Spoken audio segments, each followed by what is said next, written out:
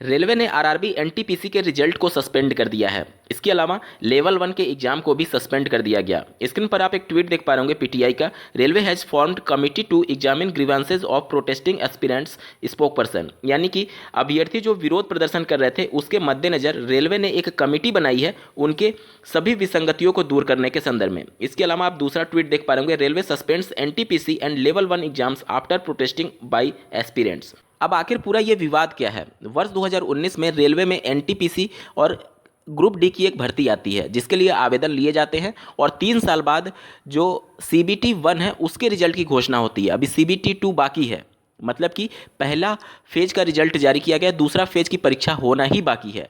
अब 3 साल में ये एक शिफ्ट की परीक्षा करा रहे हैं, उसमें भी काफ़ी विसंगतियाँ थी। यहाँ पर दावे ये किए गए थे कि एक सीट के सापेक्ष 20 अभ्यर्थियों को पास किया गया है, लेकिन अभ्यर्थियों ने ये आरोप लगाया कि 20 नहीं बल्कि 10 से 11 अभ्यर्थियों को ही एक सीट के सापेक्ष पास किया गया है।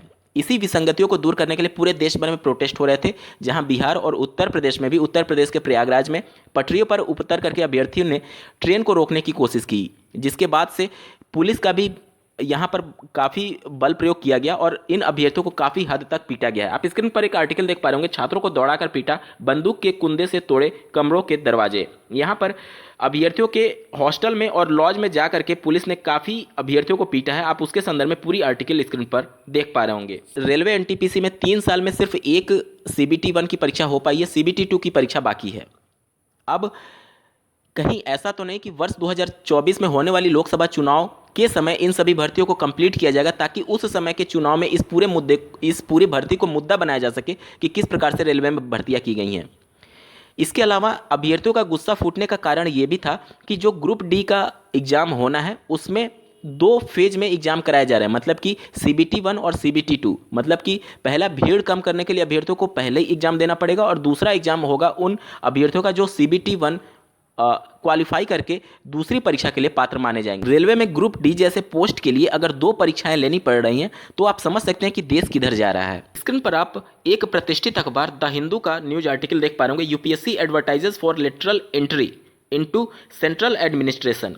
यहाँ पर आईएएस और आईपीएस और आईआरएस जैसे पोस्ट के लिए यहाँ पर 31 पर्सन्स की लिस्ट जारी की गई थी जिनको डायरेक्ट एंट्री दी गई बिना परीक्षा के और उनको आईएएस आईपीएस बनाया गया।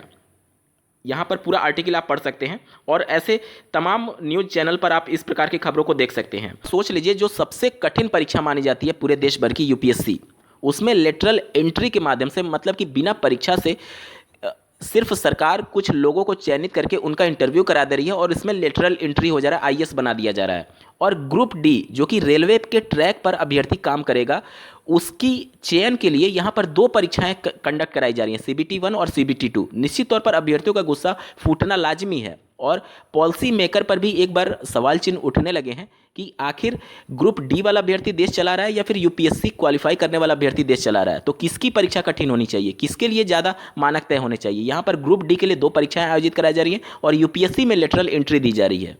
आप लोग क्या सोचते हैं इस पूरे मामले पर? कमेंट करके जरूर बताइएगा और ऐसे ही महत्वपूर्ण अपडेट के लिए इस चैनल को सब्सक्राइब करना ना भूलें। इस वीडियो को देखने के लिए आपका बहुत बहुत धन्यवाद। भगवान करे आपका दिन शुभ हो।